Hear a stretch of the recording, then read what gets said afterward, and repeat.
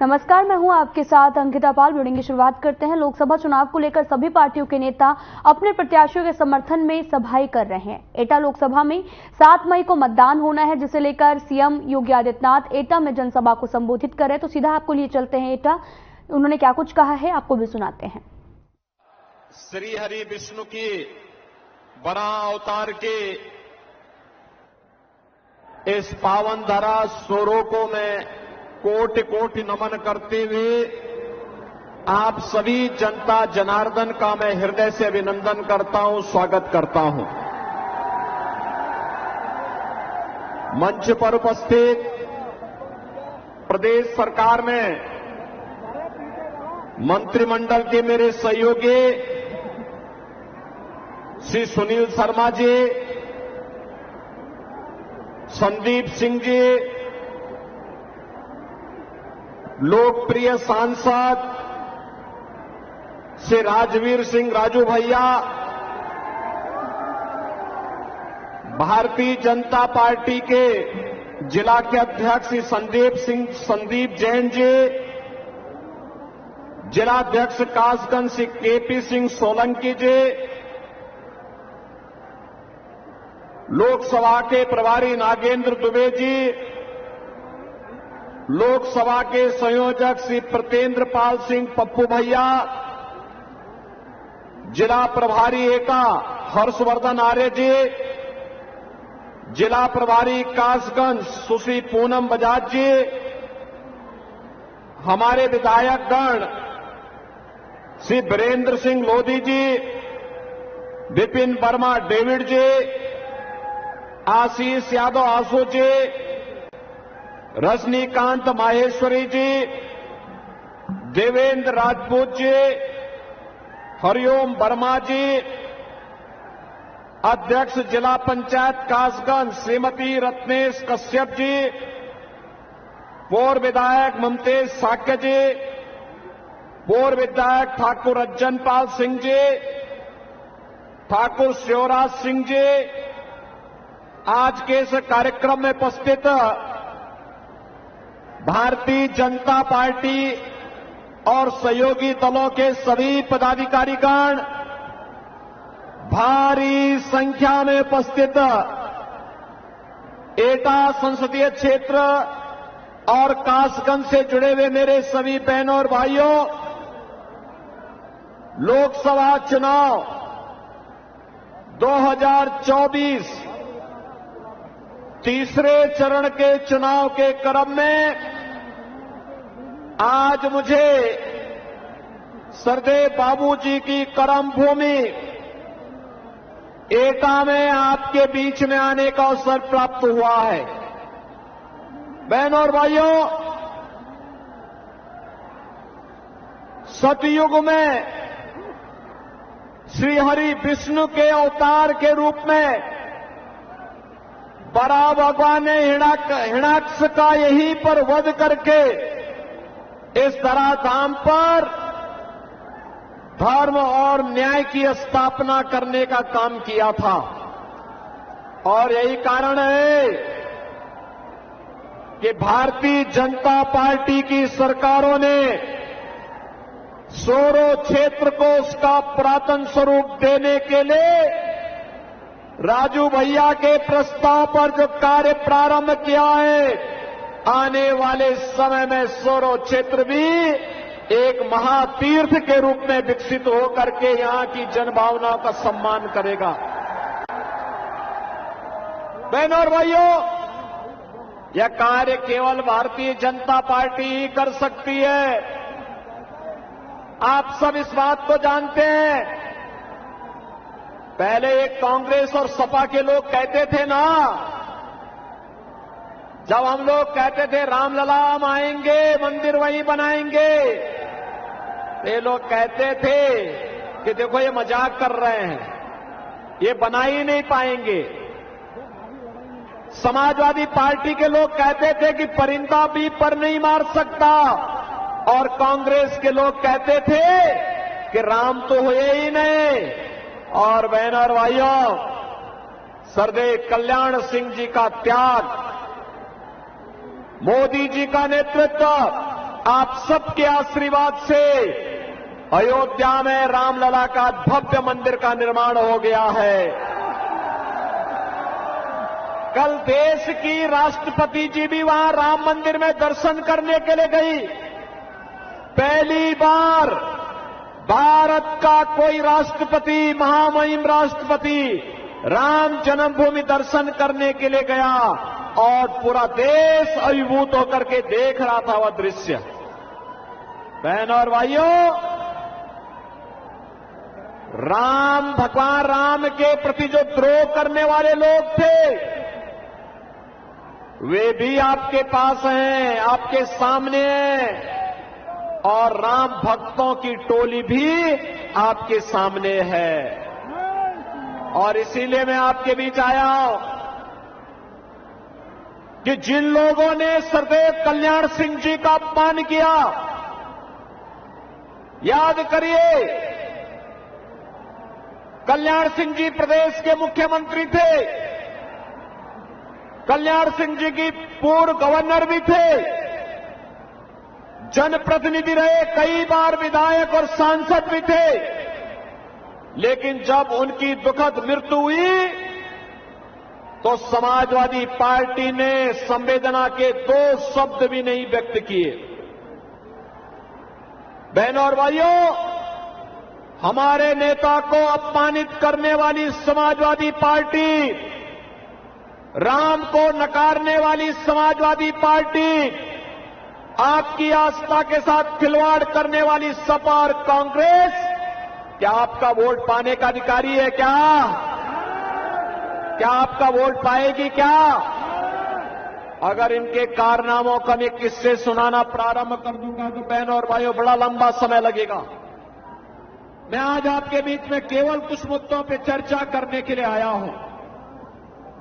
मैं अभी यहां पर आया था और मुझे यहां पे बताया गया कि अहल्या समाज को प्रमाण पत्र दिलाने के बारे में। बहनों और भाइयों, अहल्या समाज आजादी के 2-3 वर्षों तक, 4-5 वर्षों तक उन्हें आरक्षण का लाभ मिल रहा था। कांग्रेस की शरारत के नाते उनको उनकी मूल जाति से आरक्षण की सुविधा से वंचित करने का पाप कांग्रेस ने किया है, कांग्रेस ने। और याद करिए, अहल्या समाज को मैंने स्वयं लखनऊ बुलाया था और उनके बारे में मैंने स्वयं भारत सरकार को प्रस्ताव भेजा है कि इनको भी अनुसूचित जाति की सुविधा का लाभ मिलना चाहिए। बहनों और भाइयों, यही नहीं, बघेल, पाल समाज और धनगढ़, बघेल, एसपी सिंह बघेल भारतीय जनता पार्टी के सांसद हैं। अजीत पाल भारतीय जनता पार्टी के विधायक और प्रदेश सरकार में मेरे सहयोगी मंत्री हैं। भारतीय जनता पार्टी अकेली पार्टी है। याद करिए, समाजवादी पार्टी के समय में जब राजू पाल की हत्या हुई थी और जब एक माफिया ने उमेश पाल की हत्या की थी, तो बहनों और भाइयों, माफिया कैसे मिट्टी में मिल गया है यह सबको पता है। और मैं आपसे यही कहने के लिए आया हूं, बहनों और भाइयों, मैं आपसे यही कहने के लिए आया हूं, भारतीय जनता पार्टी आपके हितों के लिए पूरी संवेदनशील तरीके से कार्य कर रही है, पूरी मजबूती के साथ काम कर रही है। ये चुनाव में हमें व्यक्ति नहीं देखना है, जाति नहीं देखनी है, मत और मजहब नहीं देखना है। चुनाव में हमें केवल मोदी जी को देखना है। पूरे देश के अंदर एक ही आवाज है। कल मैं महाराष्ट्र में था, परसों में वेस्ट बंगाल में था। मुझे अब तक 8 राज्यों में जाने का अवसर प्राप्त हुआ और बहनों और भाइयों, 8 राज्यों में जो माहौल है वह माहौल है, हर जनता एक ही स्वर से बोल रही है कि फिर एक बार पूरा पंडाल एक साथ बोले, जिससे दिल्ली तक आपका स्वर गूंजे। फिर एक बार फिर एक बार बहनों और भाइयों, जो मोदी सरकार का स्वर गूंज रहा है ना पूरे देश के अंदर, ये वैसे ही नहीं है। मोदी जी के नेतृत्व में 10 वर्ष में देश की कायाकल्प करने का जो कार्य हुआ है, आज उसके प्रति मोदी जी को कृतज्ञता ज्ञापित करते हुए आशीर्वाद जनता जनार्दन का प्राप्त हो रहा है। और उसी के लिए मैं आपका आह्वान करने के लिए आया हूं। याद करिए, ये कांग्रेस सपा की सरकार जब केंद्र में थी, बहुजन समाज पार्टी उनको सपोर्ट कर रही थी, तब क्या हाल थे? आतंकी घटनाएं कहीं भी हो जाती थी, विस्फोट कहीं भी हो जाते थे। अयोध्या में राम जन्मभूमि पर हमला हुआ, काशी में संकट मोचन मंदिर पर हमला हुआ, लखनऊ में हमले हुए, सीआरपीएफ के कैंप, रामपुर में हमला हुआ। लेकिन बहनों और भाइयों, याद करिए, भारतीय जनता पार्टी के 10 वर्ष के कार्यकाल में दुनिया में भारत का सम्मान बढ़ा, देश की सीमाएं सुरक्षित हुई, आतंकवाद और नक्सलवाद नियंत्रित हुआ।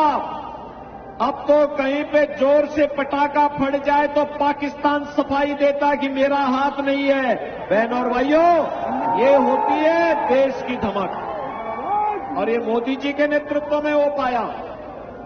और मैं इसीलिए आज आपसे कहने के लिए आया हूं, विकास के कार्य हो रहे हैं, highway, railway, metro, 1 district 1 medical college, एटा में भी मेडिकल कॉलेज बना, कासगंज में मेडिकल कॉलेज बनाने की कार्रवाई प्रचलित है। और बहनों और भाइयों, मैं आपसे ये भी कहने के लिए आया हूं कि देश के अंदर विकास के जो कार्य हुए, आत्मनिर्भर और विकसित भारत को आगे बढ़ाने के कार्यक्रम के तहत हर चेहरे पर खुशहाली लाने के लिए मोदी जी के नेतृत्व में हुआ है। बहनों और भाइयों, गरीब कल्याणकारी योजनाओं का कार्य किस हद तक हुआ? 80 करोड़ गरीब राशन की सुविधा का लाभ प्राप्त कर रहे हैं। 60 करोड़ लोगों को आयुष्मान भारत की 5 लाख रुपए की सुविधा प्राप्त हो रही है। 50 करोड़ लोगों को जनधन अकाउंट खोल करके कांग्रेस और सपा बसपा के लूट से मुक्ति दिलाने का काम किया गया है। और यही नहीं, 12 करोड़ किसानों को किसान सम्मान निधि, 12 करोड़ घरों में शौचालय का निर्माण, 10 करोड़ गरीबों के घर में उज्ज्वला योजना का रसोई गैस का सिलेंडर पहुंचना। और हमने तो उत्तर प्रदेश में ये भी किया है कि हर उस उज्ज्वला योजना का कनेक्शनधारी को होली और दीपावली में फ्री में रसोई गैस के सिलेंडर भी उपलब्ध करवाने का काम करेंगे। हम तो उपलब्ध करवा रहे हैं। 4 करोड़ गरीबों के घर में मकान बन गए। बहनों और भाइयों, इतना काम मोदी जी के नेतृत्व में, और मोदी जी ने कहा है अगले 5 वर्ष में 3 करोड़ अन्य लोगों को मकान देंगे। राशन की सुविधा 5 वर्ष तक लगातार जारी रहेगी। आयुष्मान भारत की सुविधा भी जारी रहेगी। मैं तो आपसे कहने के लिए आया हूं, बहनों और भाइयों, कांग्रेस और सपा के गठबंधन से सावधान हो जाइए। कांग्रेस और सपा का गठबंधन 2 काम करने के लिए आया है। एक, उसने अपने मैनिफेस्टो में क्या कहा है? कांग्रेस कहती है सत्ता में आएंगे तो मुसलमानों को पिछड़ी जाति और अनुसूचित जाति के आरक्षण में से हिस्सा काट करके मुसलमानों को देंगे। क्या आप इसको स्वीकार करेंगे क्या? अरे तो बाबा साहब भीमराव अंबेडकर के संविधान का अपमान है। बाबा साहब भीमराव अंबेडकर ने कहा था कि देश के अंदर धर्म के आधार पर आरक्षण नहीं होना चाहिए, लेकिन कांग्रेस जानबूझ करके देश का इस्लामीकरण करने की नीयत से देश के अंदर तालिबानी शासन की व्यवस्था लागू करने की दृष्टि से देश को फिर से विभाजन की ओर धकेलने का कुत्सित प्रयास कर रही है। बहनों और भाइयों, एक तरफ यह आपके आरक्षण पर सेंध लगाने का काम कांग्रेस और सपा के लोग करेंगे, और दूसरी तरफ ये क्या कहते हैं कहते हैं अल्पसंख्यकों को उनकी रुचि के अनुरूप खान पान की स्वतंत्रता देंगे। बहनों और भाइयों, मैं पूछना चाहता हूं, ऐसा कौन सा भोजन है अल्पसंख्यकों का? 7 मई को तीसरे चरण का मतदान होना है, जिसको लेकर हर पार्टी का कार्यकर्ता योगी आदित्यनाथ भी एटा पहुंचे थे, जहां पर प्रत्याशी के पक्ष में वोट करने की अपील करते हुए नजर आए। तो वहीं दूसरी तरफ वहां पर जितने भी कार्यकर्ता पहुंचे थे, कुछ लोग बुलडोजर लेकर भी पहुंचे थे। इस दौरान आपको दूसरी जगह भी ले चलते हैं और बढ़ते हैं आगे, और आपको ले चलते हैं मैनपुरी लोकसभा क्षेत्र में भी रोड शो किया गया है, जहां पर सीएम योगी आदित्यनाथ शामिल हुए। सीएम ने रैली को भी संबोधित किया है। क्या कुछ कह रहे, सुनाते हैं आपको।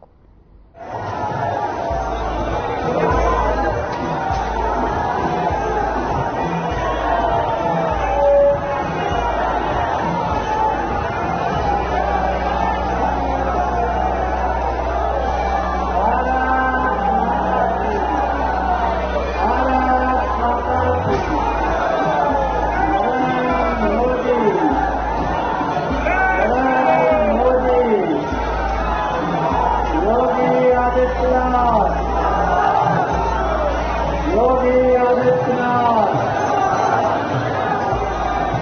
मंत्री के संदेश से, मंत्री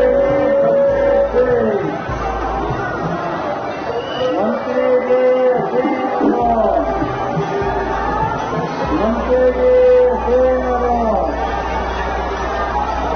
आपको जरूर से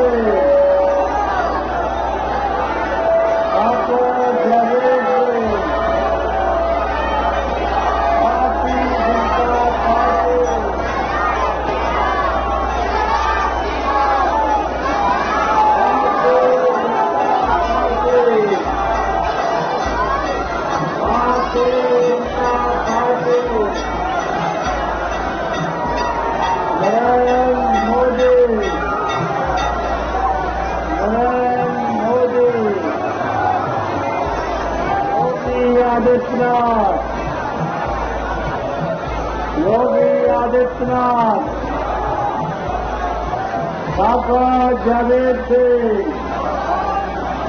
डॉक्टर जावेद से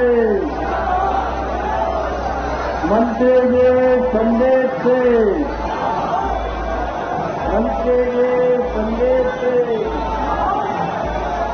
मंत्री के असीम आरोप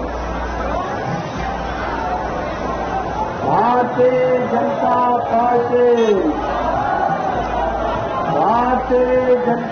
पार्टी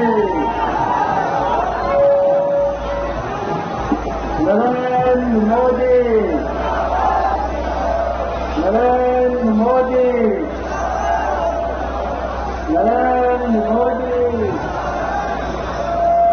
योगी आदित्यनाथ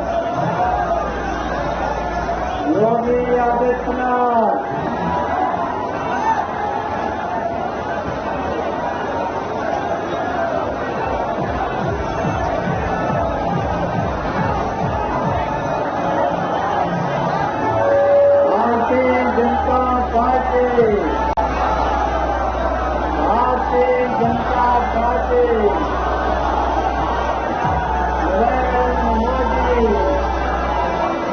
नरेंद्र मोदी योगी आदित्यनाथ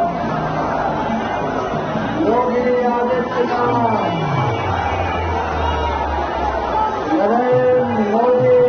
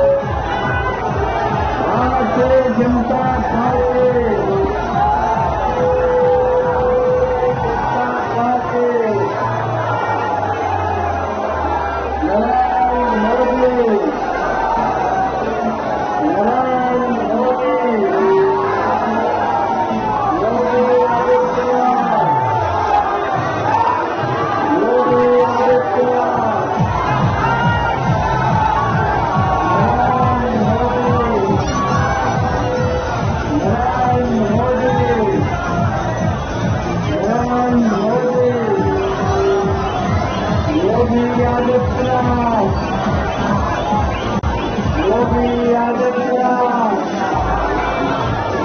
जय श्री राम, जय श्री राम, जय Shri Ram. Bharatiya Janata party, Bharatiya Janata party, Narendra Modi,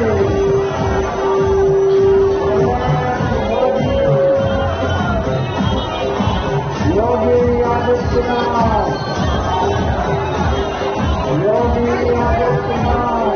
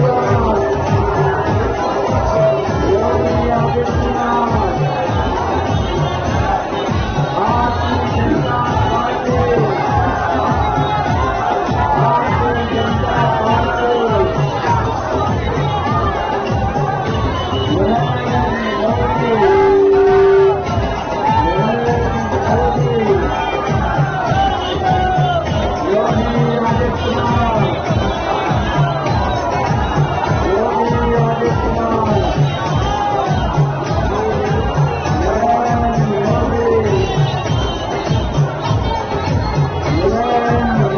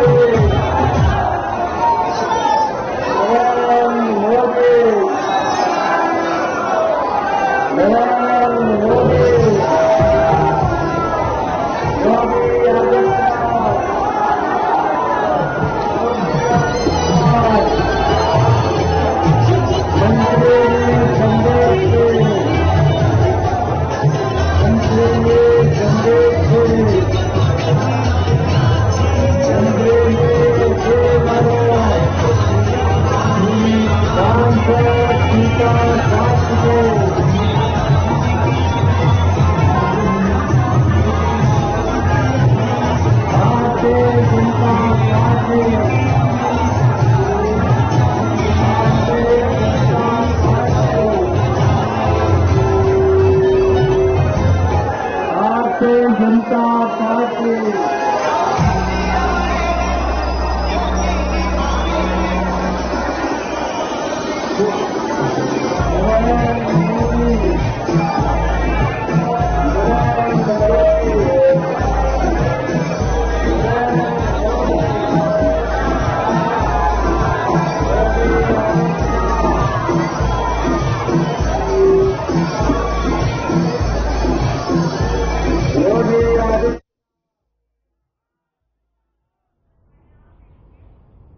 flies वुडे में इतना ही। नमस्कार।